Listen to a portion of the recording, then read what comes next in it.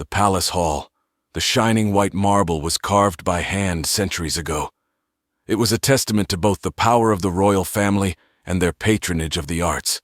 It was one of the most serene of places, akin to a temple. Once it brought awe and inspiration into the hearts of many who entered those halls. Today it only brings dread. "What do you mean he escaped?"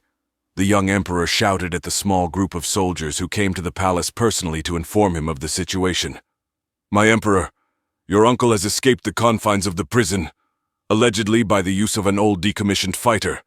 Who organized it or how we do not know as of the— Find out, now! I swear to all the gods that heads will roll if you do not find him soon. I want everyone even remotely connected to this plot executed. That is an order!" The emperor shouted at his servants. These soldiers stood still, their faces stoic. But if they were human, they would have been sweating bullets from the stress. "Yes, my emperor, we shall find him and everyone involved," the officer said. He looked at his soldiers with an expression that said, "We will find him, right?" "Good. You are dismissed." The emperor calmed down, sat back on his throne and sighed. The soldiers hastily exited the palace. "Kamaz, what's the situation on the front?" the emperor asked. From behind the throne, the silhouette of a person appeared. "My lord, all is going smoothly. Soon the fleets will exit warp near the border stations, the largest of them being Achilles Station. Though large, it is not nearly as well defended. It is guaranteed it will fall within hours or less." The person said, "Excellent. Though once they see our fleet, they will probably surrender immediately. I hope the humans aren't that dumb to throw their lives to just slow down the inevitable." The emperor said while massaging his temples, "My lord, there is nothing to stress about. The human military has been defunded since the end of the War of Heaven, while our military stood strong for the entire duration of the peace. They will kiss our flag with time. Do not worry." The person said, "I hope you're right." "Ugh, what am I saying? Of course you are. You have never been wrong thus far. I trust your judgment." The emperor replied. The cloaked figure merely nodded at the response, before retreating back into the darkness. Soon enough, a notification popped up on the throne screen. The emperor saw it. It was about the information on the front. He tapped the notification. A screen appeared in front of him. Admiral Hasquin wrote a note informing the emperor of the current situation. It read as follows: "My emperor, as of writing, we will be exiting warp within half an hour. By the time you receive this, we will be out of warp. We will execute your orders to take the station and minimize damage to the station. My contingent will be taking Achilles Station. We are 80 ships strong, including the capital ship I commandeer. Within the end of the month, we expect to be near Proxima Centauri." The emperor nodded. He was late. But this will do. The emperor started writing a message back. "Good. Proceed with the operation. Terran Federation, Achilles Station, 22:03 hours Earth time EST." There was a dreadful silence in the communications room. Now almost all of the personnel were armed and wore their spacesuits, in case of depressurization. Thankfully, they could do all their tasks without much trouble due to the suits being designed with practicality in mind, while not sacrificing their utility. "Hayashi, what's the situation?" Trevor asked, while still looking at the graphs on the screen, cold sweat on his face. "We managed to mobilize around 500 men to defend the station. We have a Prox 72 fighter craft. The station guns have been brought up to full operational status," Hayashi replied. "Great. We now wait. Schmidt, tell me what's going on here." Trevor pointed at the screen. "Sir, they should come out of warp at any moment. I can't tell now precisely, but wait." Schmidt said. He saw something. "There are fluctuations in the immediate area. They're exiting warp," Schmidt said, finally breaking his sight from his screen. "What's the status on reinforcements?" Trevor asked. 10 hours at the minimum." "Sir, do I have permission to join the fight?" Schmidt said. "No, you stay here and relay the situation back to the military." "Proxima Base, is it?" Trevor replied. "Yes, sir. It's the Proxima Base." "Good. You have your orders," Trevor said, turning to the rest of the crew. "As for the rest of you, go into your positions. I need the guns manned. I need the fighters in the void as soon as possible. Is that understood?" Trevor yelled. "Yes, sir." The reply resounded in unison. Soon enough, everyone ran to their positions, readying themselves for a siege that will go on in history. Territory of the Terran Federation, outskirts of Sector 7, Achilles Station, capital ship, Arvinid Gwitch, control tower. The ship shook violently as the initial stages of warp exit began. The Admiral sat, fiddling with his fingers nervously. Soon enough, a voice started counting down. "Exiting warp in T-10, 9, 8, 7. The Admiral took a deep breath and braced himself for the exit. 6, 5, 4, 3, 2, 1, exiting warp. The ship shook even more. A whistling sound could be heard that began high-pitched, but soon started to be deeper and deeper. The sound reached a crescendo, and with it came into sight the static blackness of space. Soon enough, other ships started appearing beside them. "Check status," the Admiral said, checking his screen once more. He saw a notification. The Emperor replied. Upon seeing the message, he sighed and looked at his crew with a sunken expression. "Engine status positive," one voice said. "Pressure status positive," another said. "Weapon system positive," said the last voice. The Admiral nodded. "Status on the rest of the fleet?" the Admiral asked. "Give me a moment," a voice said. "All is positive." "Good. Check the frequency and connect me with Achilles Station. I'll lay the terms of surrender." Within moments, a reply to the order arrived. "Sir, you're connected." The Admiral nodded, then began speaking into his microphone. He assumed the humans had a translator, so he began speaking Phrindian. "This is Admiral Hasgren, under the orders of Emperor Mab Plentin of the Phrindian Empire. You are obligated to lay down your weapons and surrender. You will be treated according to Intergalactic Law of Warfare and Conflict Section 11, page 89. If you do not comply, we will be authorized to use force. I repeat, if you do not comply, we are authorized to use force." The Admiral finished. There was static on the other end for minutes on end. The Admiral grew frustrated and impatient. He activated his microphone once more. "If you do not reply within the next 10 minutes, we will take your answer as no, which means we will board the station. Is that understood?" The Admiral said, the frustration in his voice evident. Right after that, a reply came in broken Phrindian. "According to Intergalactic Law Section 7, page 47, infringement of territory or breaking of territorial integrity of any sovereign nation without permission counts as a high offense in the Intergalactic Court, with the penalty of sanctions.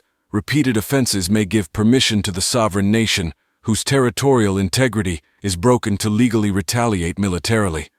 And according to Intergalactic Law Section 11 of War and Conflict, page 22, infringement of any territory of a sovereign nation or illegal occupation of any territory of any sovereign nation without a prior declaration of war, with or without a valid reason, counts as a high offense in the Intergalactic Court, will result in sanctions and the legal permission for immediate military retaliation.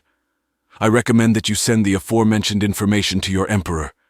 If you had not followed those laws, how can we trust you to follow the rest?" The Admiral sat looking at his screen. He knew they were right, but there was nothing he could do. "Deploy fighters and boarding crews, we're going in," the Admiral replied. "Achilles Station, control tower." Trevor pressed a button on the console, disconnecting the microphone. He did not expect a reply. "Sir, when did you learn Phrindian?" Schmidt asked. "Long story. I'll get going now. Good luck," Trevor said. "To you as well, sir," Schmidt replied, before looking back at his screen. He saw a sharp rise in activity in the enemy fleet. "They are deploying fighters, probably boarding crews." He sent the info back into the hangar, where now the pilots were entering their craft. 200, 300, 400, Schmidt said to himself. He tapped on one of the screens. "This is Achilles Station, speaking to Proxima. The hostile fleet is deploying fighter craft, most likely boarding craft as well. Estimated numbers are between 450 and 500. Achilles Station, Hangar Bay." A flurry of activity. Dozens of people rushing to the craft. Arms and munitions were being distributed between soldiers. There were some civilian volunteers among those ranks. Trevor Macaulay walked with a quick pace through the hangar. As he walked, he failed to notice another person going the opposite way. They bumped into each other. "Sorry," a man, younger than Trevor, said. "No worries. You a pilot?" Trevor stopped the man. "Yes, I forgot something. I'll be in the fighter soon." The man replied, "Hurry up then." Trevor replied before turning around and storming out of sight. The young man continued his quick pace to the other side of the hangar. Once he arrived at some crates, he grabbed a bag, opened it, and retrieved something. A photo. On it was the face of the young man and woman. Between them was a young child, no more than 2 years old. Once he grabbed the photo, he ran back toward the craft. In one hand was his helmet, and in the other was the photo. Once he arrived at his fighter, he hopped on the wing and entered. He closed the hatch and put his helmet on. He put the photo inside a crack between 2 consoles. Hangar depressurization in 1 minute. An automated robotic voice resounded throughout the hangar. He could see as the ones remaining in the hangar rushed out, leaving only the pilots and the fighters. Moments passed, and soon enough the man could hear a loud hiss. The hangar doors started opening. He lit up his craft, and the engines came to life, as did the 20 or so others in this hangar, though their sound was nullified due to lack of air. He got a notification on his console screen. The map of the soon-to-be battlefield appeared. He saw red dots, hundreds of them, approach their position. His eyes went wide in shock. He looked at the photo. He grabbed the stick of his craft tightly. In front of him, the other fighters began exiting the hangar into the black void beyond. He pushed the acceleration lever and began to exit the hangar. As he exited at a great speed, he turned left, trying to stay in formation with the other craft. "Visual on hostiles," he heard someone in his comms. "Positive," he replied. He looked into the void. Thousands of kilometers away, there was the hostile fleet. Despite the distance, he could see the enemy capital ship, a hulking mass of metal with dozens of other ships around it. And to his dismay, he saw hundreds of dots in the distance, confirming that the radar was indeed correct. He looked left and he saw other fighters exit other hangars in formation. The enemy approached at high speed, and soon enough they were in range. The AA guns lit up on the station, hundreds of streaks of light silently traveling at high speed through the void. "Ready for contact," a voice in his comm said. He tapped on his screen. Weapons appeared on the wings of his craft, and one on its nose.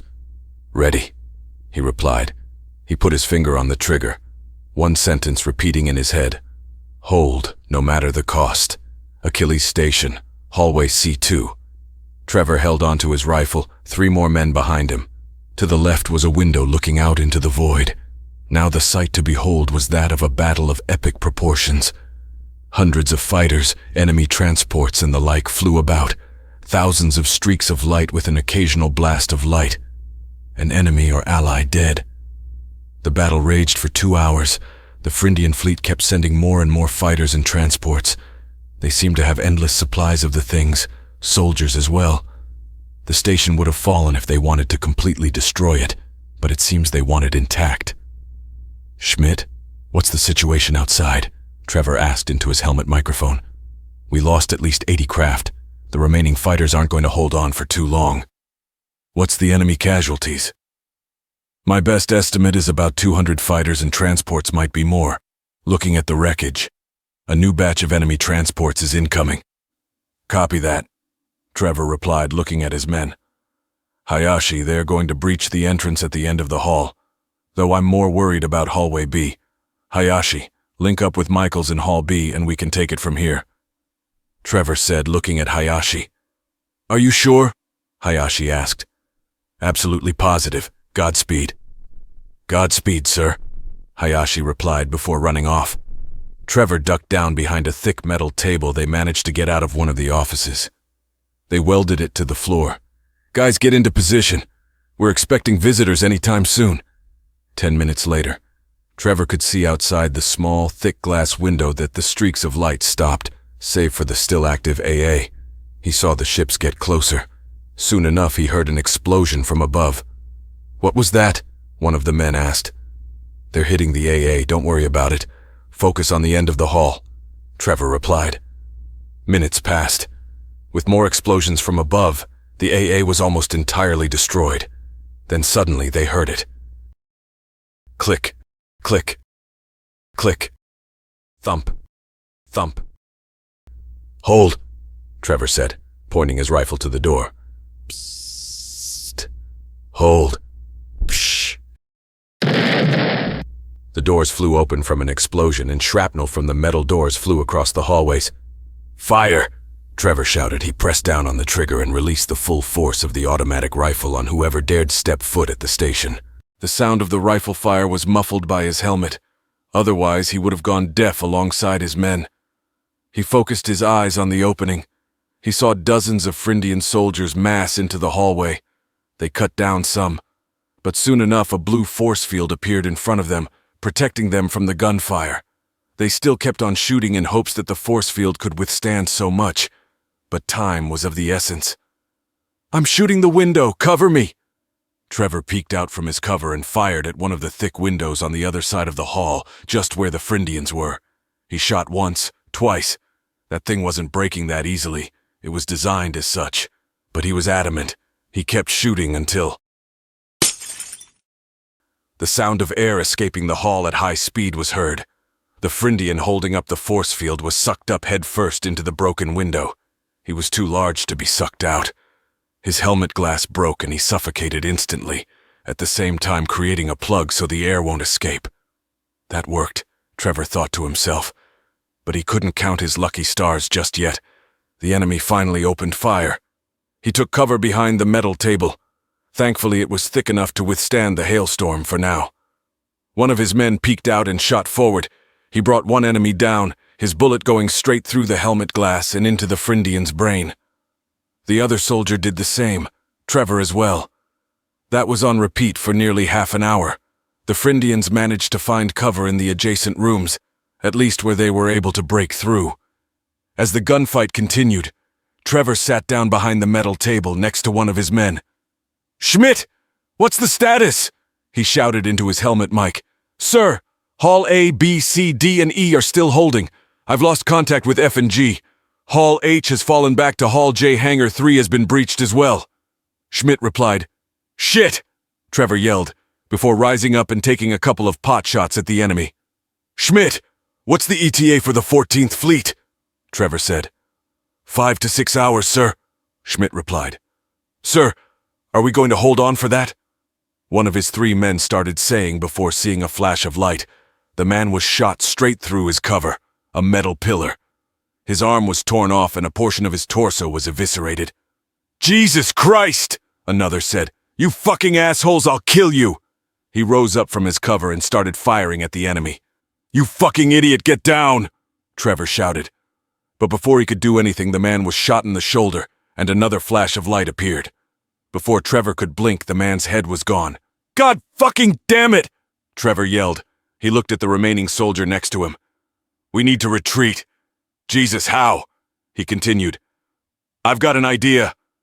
The soldier grabbed a grenade from his person. "Kid, you're going to blow us all up into Kingdom Come," Trevor said to him. "I'm going to blow myself up, sir. You go on through the door and lock the hatch. I'm going to be the sponge. You're more valuable to the defense than I," the soldier said, holding the grenade in his hand. Trevor looked at him with disbelief. He wanted to tell him that he is as invaluable as any other soldier, every man and woman here. But there was no time. He couldn't lose another. He hated that. But with the fast approaching footsteps, he had no other choice. "All right," Trevor said. "On my mark." The soldier took a deep breath. He counted with his fingers. 3, 2, 1. "Go!" the soldier said. He released the pin of the grenade and got out of his cover completely, running at the enemy. He fired his rifle randomly with one hand, screaming at the top of his lungs. The Frindians hesitated for a moment, then opened fire, shooting at the soldier. Trevor rushed toward the door. Getting to the other side, he pressed a button, and the door closed slowly. The soldier was shot at least a dozen times, but he was still standing. The Frindians stopped firing, probably being stumped as to how the human was still standing. "See you in hell," the soldier said. He let go of the grenade and it dropped onto the floor the very moment Trevor locked the hatch on the door.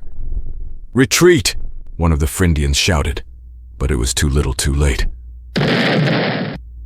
The explosion ripped apart a good portion of the hall and created a hole in the wall of the station. The remaining Frindians were sucked out within moments, and those who held on to something quickly followed. Trevor looked through the small window of the door. "Schmidt, Hall B is destroyed. I'm falling back to Hayashi and Michael's, copy? Hear you. They will appreciate the help." Hours later. Achilles Station. Control Tower. A lone figure sat in the control tower surrounded by various screens. The doors were barricaded shut. There were crates haphazardly placed all over the room. The figure spoke into a microphone. His voice was shaky. "This is Lawrence Schmidt speaking to Proxima Base. Halls B through H had been breached." He paused.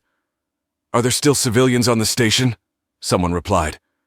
"As I've said, everyone who wanted to leave left before they arrived." "Okay, what's the situation in Hall J?" Schmidt paused before replying. "Hold on." He pressed another button on the panel in front of him. "Trevor, how's J holding?" Schmidt asked. He waited for a response for a few seconds. "Could be better," Trevor replied, his voice barely audible through the gunfire. "How long can you hold?" Schmidt asked. "I don't know. We're surrounded. Shit!" Trevor exclaimed. "Hayashi's down!" Another voice could be heard vaguely on the other side. "Listen, Lawrence, right? Been nice working with you. I'll go ahead and slow him down for you. You did a great job. Hold on tight," Trevor said. "Goodbye, Trevor Macaulay. It has been nice," Schmidt replied. "Yeah, have a taste of this, you—" The link cut. Schmidt could hear a large explosion in the distance. The whole station shook. "This is Lawrence Schmidt, speaking to Proxima Base. How long until reinforcements?" "ETA is set about an hour to 2 hours. They are currently in the warp as we speak. What's your status?" The voice replied. "Hall J fell. I'm the only one remaining, I think," Schmidt said.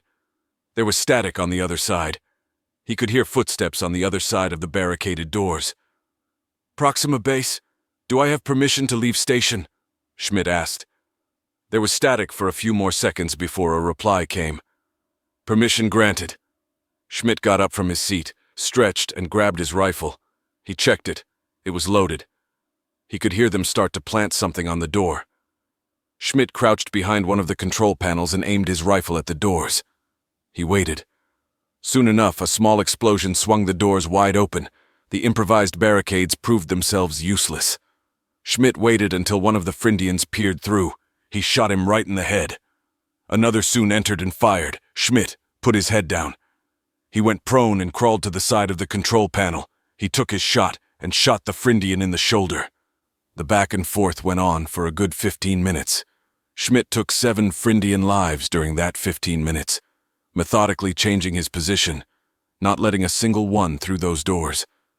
But exhaustion soon made him sloppy. He looked at the door to see if any still wanted to try and get into the control tower, but he was met with a bullet into his throat. He fell down, clutching his bleeding throat and gurgling on his own blood. The Frindian stormed into the control tower, ignoring his suffering as he slowly choked on his blood. Soon enough, Schmidt died in a pool of his own blood. "Call the Admiral, the station is taken," one of the Frindians said. "Yes, I'm on it," said another. "What's with the crates?" someone else asked. "Should we check them?" the first said. Without permission, he went up to one of the crates to open them. "Don't open them, we don't—" A massive explosion engulfed the control tower, destroying what little of the station remained still intact, killing most of the Frindian soldiers on the station, while leaving those left stranded and in need of rescue.